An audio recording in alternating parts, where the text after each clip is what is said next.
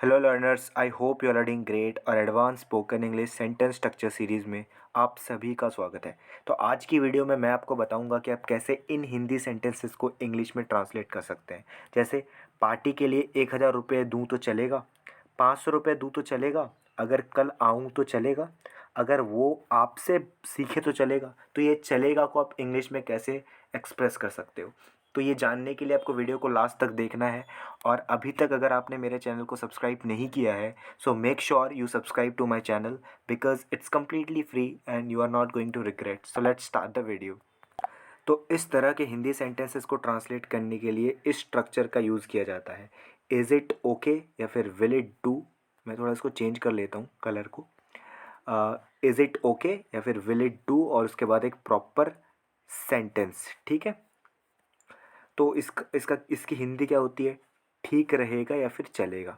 ठीक है, तो इसकी इंग्लिश थोड़ा देख लेते हैं तो समझ में आएगा अच्छे से। ठीक है, so if you say that something will do और will do you, you mean that there is enough of it and और that it is good enough quality to meet your requirements और टू सेटिस्फाई यू। मतलब satisfy करने के लिए, आपके requirements को meet करने के लिए वो गुड इनफ है ना। तो कुछ एग्जांपल्स देखते हैं और बेहतर क्लियर हो जाएगा। तो पहला एग्जाम्पल है, अगर अगर आपसे मैं कल बात करूँ तो चलेगा। मतलब अगर मैं आपसे कल बात करूँ तो ये चलेगा ना। तो इसको इंग्लिश में कैसे बोलेंगे? तो इफ़ विल इट डू या फिर is it okay, will it do या फिर is it okay if I have a word with you tomorrow. तो हैव अ वर्ड विद मतलब होता है किसी से बात करना। ठीक है, इसको मैं बहुत ज़्यादा यूज़ करता हूँ। हैव अ वर्ड विद मतलब किसी से बात करना। जैसे मैं आपसे बात कर रहा हूँ, I am having a word with you. ये एक एडवांस फ्रेज़ है, एडवांस तरीका है स्पीक को बोलने का। ठीक है, तो विल इट डू या is it okay if I have a word with you, या फिर मैं ऐसे भी कह सकता हूँ, will having a word with you, क्या आपसे बात करना, will having a word with you या फिर स्पीकिंग विद यू टुमारो, कल, डू या फिर वर्क। आप डू की जगह वर्क का भी यूज़ कर सकते हो। ठीक है, दोनों इंटरचेंजेबली यूज़ होते हैं। ठीक है, तो will having a word with you tomorrow, do, क्या इससे चलेगा? और एक एग्जांपल है कि will having a word with you tomorrow be okay, okay रहेगा। मतलब आप ओके का भी यूज़ कर सकते हो। So will having a word with you tomorrow be okay. तो इन तीनों का आप यूज़ करके, इंटरचेंजेबल यूज़ करके आप इस बात को एक्सप्रेस कर सकते हो इंग्लिश में। ठीक है, तो इसकी इन तीनों स्ट्रक्चर्स की आपको प्रैक्टिस करनी है। ठीक है, दूसरा एग्जाम्पल है, 500 रुपये दूँ तो चलेगा।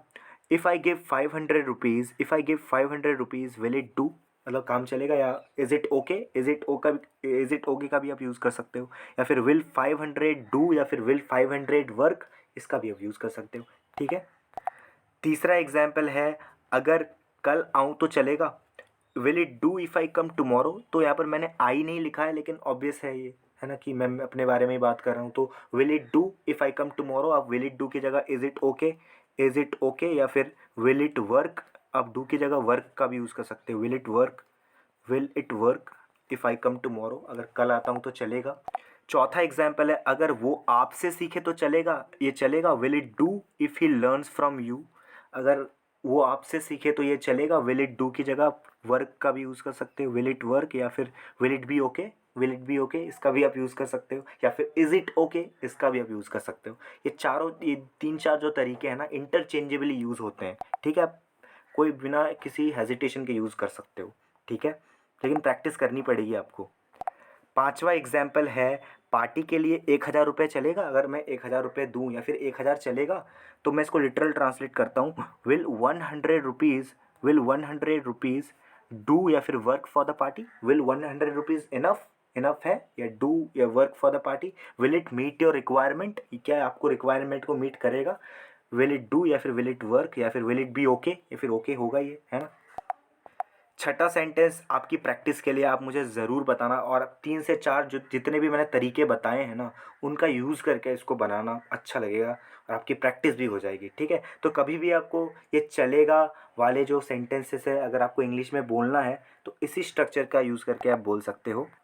और वो स्ट्रक्चर है, is it okay, will it do या फिर विल इट वर्क या विल इट बी ओके, इसका यूज़ करके। और या तो आप इफ़ लगा के भी बोल सकते हो। ठीक है, सो आई होप आपको वीडियो पसंद आई है।